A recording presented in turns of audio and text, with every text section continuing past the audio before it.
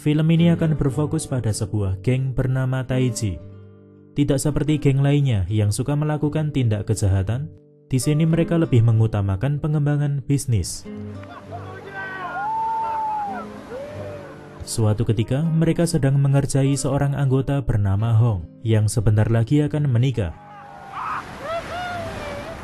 Namun di tengah acara, didapatilah sebuah kabar kurang mengenakkan, di mana salah satu tempat hiburan yang mereka kelola malah digunakan untuk pesta narkoba.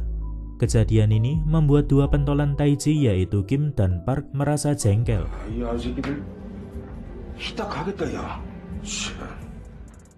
Tetapi saat akan memberikan hukuman pada para pecandu tersebut, tiba-tiba datanglah Gyongpo. Dia yang juga merupakan pentolan dari Taiji langsung mengambil alih masalah dengan menyuruh anak buahnya membereskan semuanya.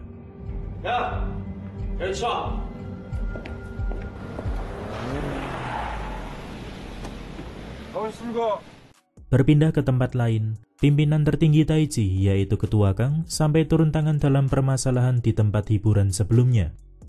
Karena ternyata narkoba yang dikonsumsi oleh orang-orang tadi berasal dari Gyongpo, atau bisa dibilang dialah bandarnya. Alhasil Ketua Kang menceramahinya panjang lebar, karena dari semua anggota hanya Gyongpo seoranglah yang memiliki bisnis ilegal. Bicara mengenai bisnis, geng Taiji adalah pemegang saham terbesar di Resort Ashra, yaitu resort paling mewah di kota tersebut. Nah, dari resort inilah nantinya masalah akan bermunculan. Beralih dulu ke sisi lain, tampak seorang pria bernama Lee. Dirinya merupakan anggota dari sebuah geng, sebut saja Gang Buk. Lee menjalankan pekerjaan kotor sebagai penagih hutang, di mana seringkali ia mematok bunga yang besar pada peminjam, serta memberikan sanksi berat apabila peminjam tak dapat mengembalikannya. Seperti contohnya mas-mas ini yang berhutang 7 juta won. Karena tidak sanggup membayar, maka terpaksa ia harus menebusnya dengan cara lain.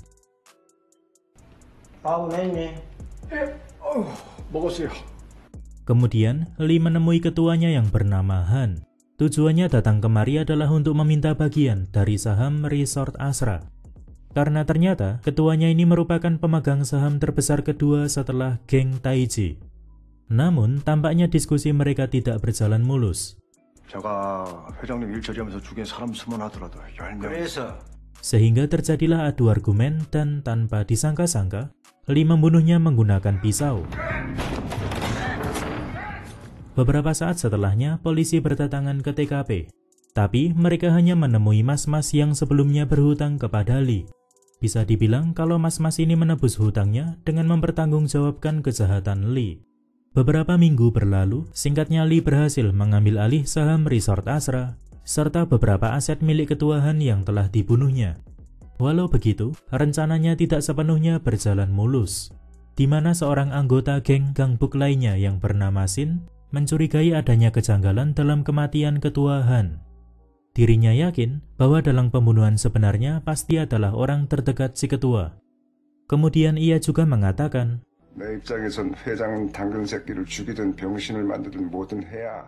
suatu hari saat Kim tengah mengadakan rapat dengan anggota Taiji lainnya, tiba-tiba ia dihampiri oleh Lee. Sebagai pemegang saham terbesar kedua, tujuan Lee datang ke sana adalah untuk membahas kepengurusan Resort Ashra. Namun, kedatangannya tidak mendapatkan sambutan baik dari Kim. Alasannya adalah karena Kim tahu bahwa pria di hadapannya ini bukanlah orang baik-baik yang seringkali menjalankan pekerjaan kotor, di antaranya seperti perdagangan narkoba, menagih hutang dengan ancaman kekerasan, dan masih banyak lagi. Sementara di luar sana, Park mendapati anak buah Lee yang bernama Jungmo sedang menggembol pisau di saku celana belakangnya. Ia pun sempat menyinggung soal geng Gang Buk yang selalu menyelesaikan masalah dengan kekerasan. Alhasil terjadilah sedikit adu argumen di antara mereka. Kembali lagi ke dalam, Kim tidak mengizinkan Lee untuk ikut campur dalam kepengurusan Resort Ashra, apapun alasannya. Bahkan dirinya juga menantang 싫으면 지분도 사서 우리를 밀어내든가.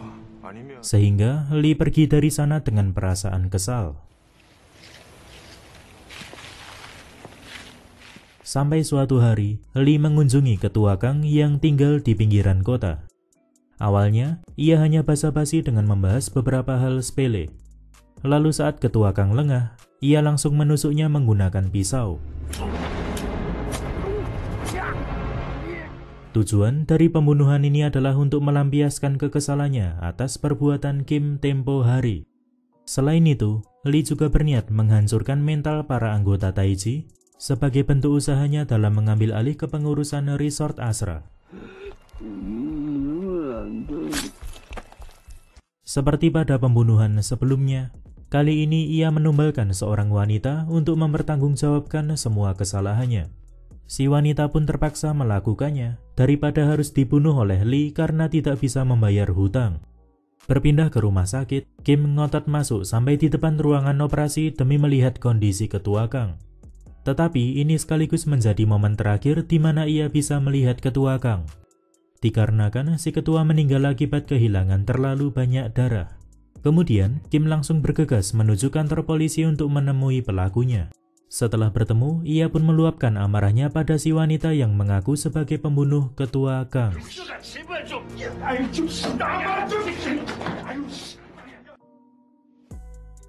Namun sebenarnya, Kim tidak yakin kalau si wanita tadi adalah pembunuhnya. Lantas seorang polisi bernama Byun memberikan sebuah informasi. Jadi bisa dibilang, ada kemungkinan bahwa Lee terlibat dalam kasus pembunuhan tersebut. Singkatnya hari berganti, proses pemakaman dilakukan, dan semuanya larut dalam emosi. Apalagi Gyongpo, dirinya yang sangat emosian terus memaksa Kim untuk balas dendam. Ternyata, Kim telah memiliki rencana lain yang lebih rapi daripada hanya sekedar balas dendam dengan baku hantam, di mana ia mengerahkan Hong untuk menculik beberapa anak buah Lee. Kemudian setelah berhasil diculik dan diamankan di suatu tempat, datanglah Park untuk menginterogasinya. Di sini ia menanyakan soal kapan Lee akan melakukan transaksi narkoba. 딱 시간이랑 장소만 돼. 우린 그 정도면 충분해. Walaupun pada awalnya orang-orang ini tidak mau buka mulut, tetapi mereka berubah pikiran setelah diancam, serta dijanjikan banyak uang apabila mau memberikan informasi. Informasi dari anak buah Lee tersebut lalu disampaikan kepada polisi Byun. Dan dimulailah misi penangkapan Lee atas kasus kejahatan perdagangan narkoba. Di suatu malam, tampak beberapa orang tengah mengisi bensin untuk mengantarkan narkoba kepada Lee. Tampak juga pihak kepolisian membuntuti mereka dari belakang sesuai arahan Byun. Sementara itu, Kim tengah berbicara dengan Gyongpo melalui telepon. Gyongpo mengatakan jika polisi gagal dalam menjalankan tugasnya, maka dirinya sendiri akan turun tangan membunuh Lee. Karena bisa dibilang, mereka tidak mempunyai banyak pilihan. Kalau menangkap Lee atas tuduhan perdagangan narkoba saja tidak bisa, apalagi menangkapnya atas tuduhan pembunuhan yang buktinya sama sekali tidak ditemukan. Dalam perjalanan, para kurir narkoba yang merasa dibuntuti lalu berhenti di sebuah pasar sambil membawa beberapa tas berisikan narkoba. Di sini Byun dengan sigap mengatur posisi bawahannya agar mendapatkan titik paling efektif dalam melakukan penangkapan.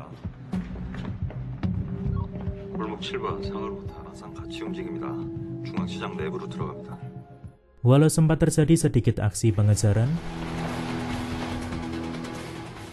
pada akhirnya para polisi berhasil membekukan mereka di tempat. Namun tanpa disangka-sangka, setelah tas tadi dibuka, ternyata di dalamnya hanya berisikan kopi. Bisa dibilang kalau pihak kepolisian telah dijebak, karena narkoba yang sebenarnya dititipkan pada penjual bensin di toko sebelumnya. Sesaat kemudian, anak buah Lee, sebut saja si Gondrong, langsung mengambilnya. Mengetahui misinya telah gagal, Gyongpo hendak melancarkan serangan ke markas Lee.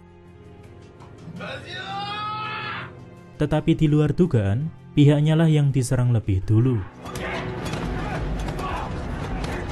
Bahkan di tempat lain, anak buah Lee juga melancarkan serangan terhadap anggota Taiji lainnya. Lebih tepatnya kelompok Hong. Seketika itu juga si Gondrong sampai di sana, lalu menyayat kaki Hong. Di sisi lain, Kim mendapatkan telepon dari Gyungpo yang sekarat karena ditusuk. Di sini Gyungpo mengatakan bahwa semuanya telah berantakan dan ia pun meminta maaf. Namun di tengah pembicaraan, datanglah sebuah mobil yang menyorotkan lampu ke arah Kim serta Park. Lalu ketika Park hendak memastikan siapakah orang di dalam mobil, dirinya malah ditabrak. Di mana ternyata di dalam mobil tersebut adalah Jungmo serta beberapa anak buah Lee lainnya. Tujuan mereka datang kemari adalah untuk membunuh Kim. Bahkan, Park yang hendak menolong juga tak luput dari tusukan.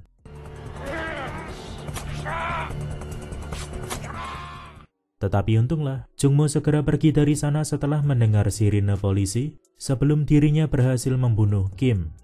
Malam itu geng Taiji benar-benar dibantai. Banyak anggota yang meninggal termasuk Gyungpo. Kim serta Park mengalami luka cukup parah, sedangkan Lee masih duduk nyaman di tempat singgasananya. 3 bulan kemudian, tampak Kim baru saja pulang dari suatu tempat dan dijemput oleh Park. Selama 3 bulan itu juga, Byun terus menyelidiki Lee, mulai dari menemui orangnya secara langsung, sampai menggali informasi dari wanita yang sebelumnya ditumbalkan dalam kasus pembunuhan ketua Kang. Meskipun wanita itu tidak sepenuhnya mau buka mulut. Dari semua informasi yang didapatkannya, semakin memperkuat kecurigaan bahwa Lee memang telah melakukan banyak tindak kejahatan. Walau begitu, Byun selalu mengingatkan Kim agar tidak bertindak gegabah. Tidak lain karena ia sangat peduli terhadap keselamatan Kim. Tetapi tampaknya, Kim seperti telah merencanakan sesuatu. Suatu hari, Kim menemui Shin yang merupakan saingan terbesar Lee di dalam geng Gangbuk. Tujuannya di sini adalah mengajak Shin bekerja sama membunuh Lee.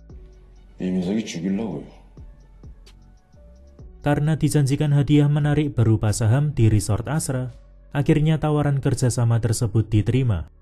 Namun sayang sekali, kerjasama di antara Kim dan Shin diketahui oleh si Gondrong. Lantas ia langsung melaporkannya kepada Lee. Tanpa banyak perencanaan, Lee segera mengirimkan anak buahnya untuk menyerang Taiji dengan dipimpin oleh Jungmo.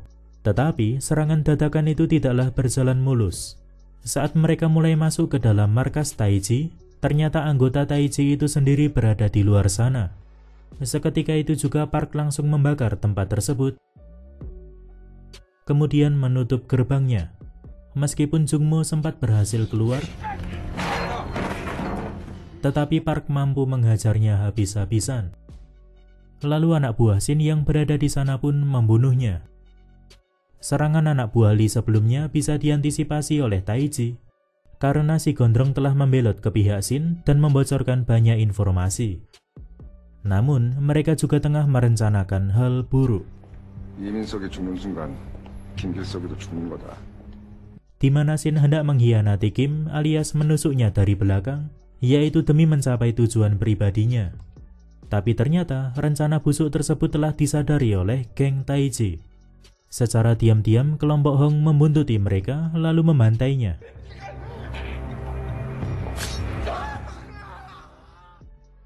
Di tempat lain, Park juga membunuh anak buah kepercayaan Shin.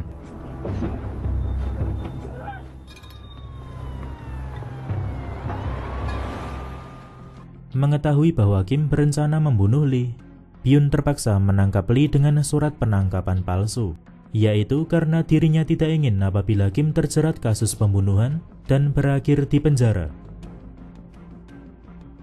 Tetapi dalam perjalanan, tiba-tiba mobilnya dihadang oleh Kim serta anak buahnya. Lantas ia pun keluar dari mobil sambil mengatakan,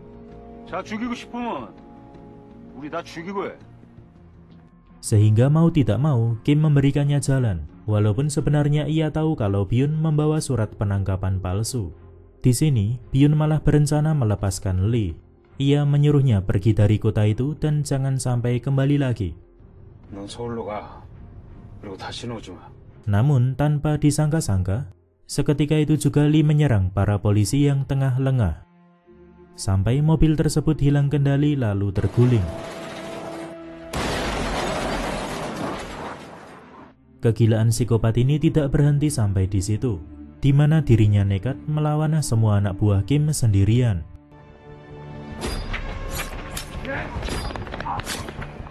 Ia terus bertarung seperti tak kenal rasa sakit, dan terus melawan meskipun mendapatkan tusukan dan juga pukulan berulang kali. Sampai akhirnya semua anak buah itu berhasil dihabisi, dan hanya tinggal Kim di hadapannya.